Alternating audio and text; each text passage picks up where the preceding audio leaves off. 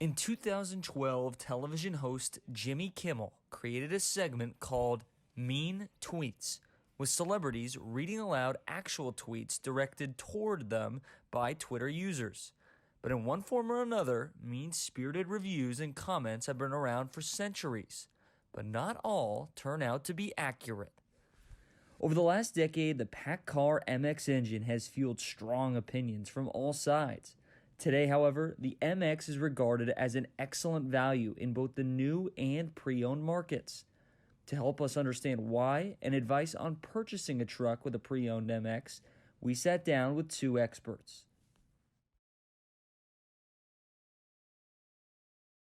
So the MX offers two great, actually there's probably more benefits than two, but the two right off the top is the price advantage, and the second benefit is fuel economy.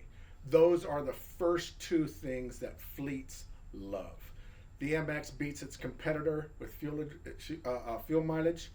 The MX is cheaper out the gate than its competitor. And then the little things that kind of encompass the whole process of the MX engine is cost of ownership over the period of the life of the truck. So, MX brags about their B10 life. So they have what they look at as 1,000,000 miles. They will have less failure rates, less failed engines at the end of that 1,000,000 miles than any one of its competitors. That is huge for a fleet to take back and have it sink in at what it's going to cost them as far as downtime and the investment that they made.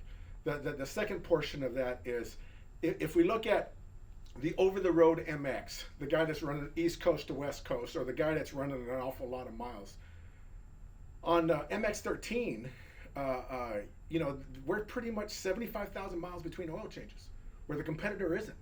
So if you look at the cost of year-to-year maintenance, you're probably a $4,000 difference in cost of maintenance. So I bought a truck that was cheaper overall. It cost me less to maintain. It's going to last a little longer. Those are the things that fleets are really just kind of jumping on.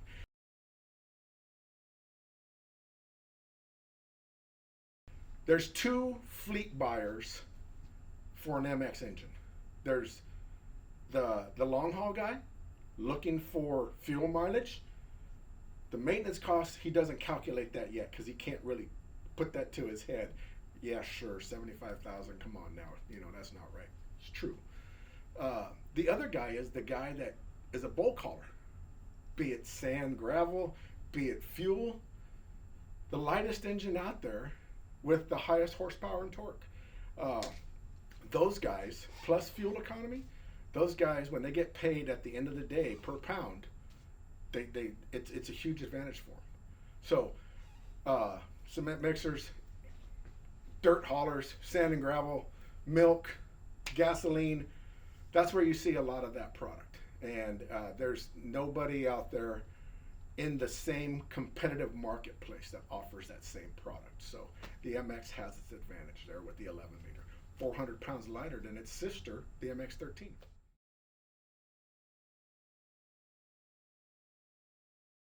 It's all about driver education.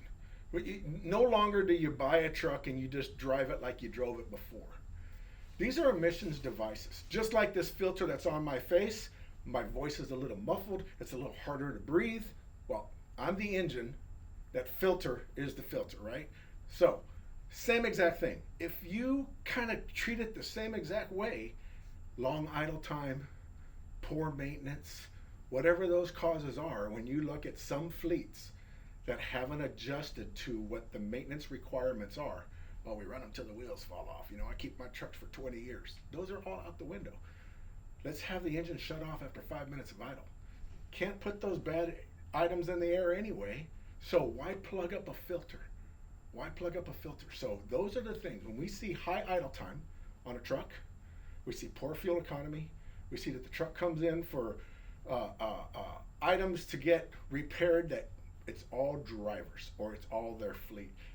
Some fleet guys don't notice it, some guys really do.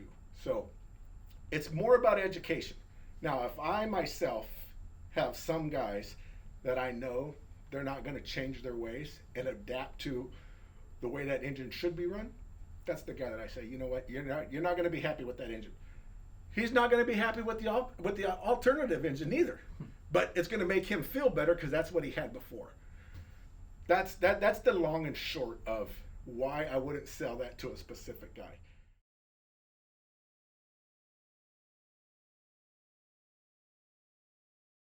Preventative maintenance, you keep your truck going for a long time with doing preventative maintenance. Changing air filters is important.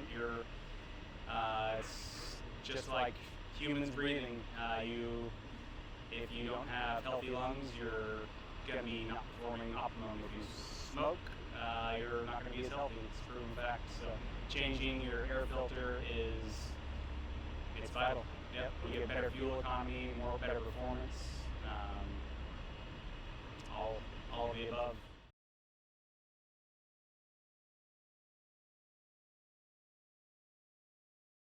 In correlation with maintenance and services, miles and hours.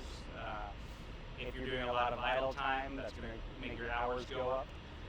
If you're sitting with your air conditioning on, that's more hours. If you're line hauling, going across the United States, lots of long driving, you're going to get more miles. So pay attention to the service interval, because there's specs. If you have more idle time, then you're going to have to change your oil more often. If you're doing more miles than hours, then you'll go by maintenance interval for mileage.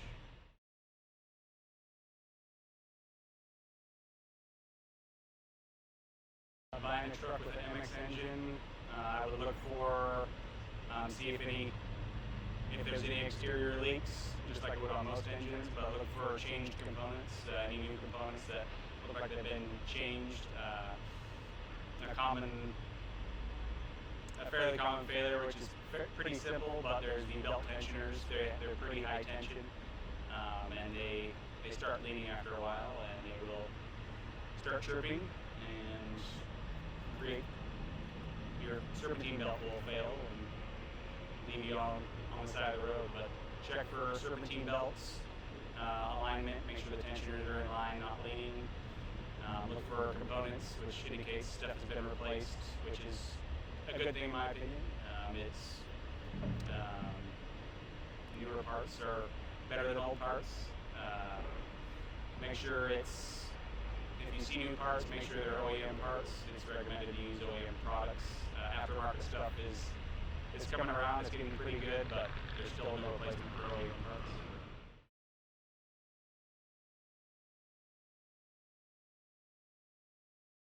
I would do a forced regen if I was buying a truck. Forced monitor regen. You can look at the exhaust gas temperatures and make sure they're getting up to temp. Look at your back pressure, differential pressures on your DPF and your EGR valve, and you can see what the valve is, or how much soot is inside of the diesel particulate filter if it's plugged up.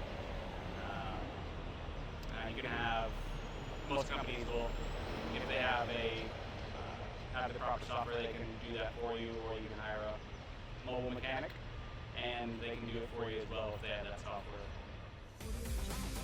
We hope you found this video informative. Thanks for watching, and we would love to hear your comments. Will the Paccar MX be as beloved as the Cat C15 6NZ, Cummins N14, and the Mack 300? Only time will tell.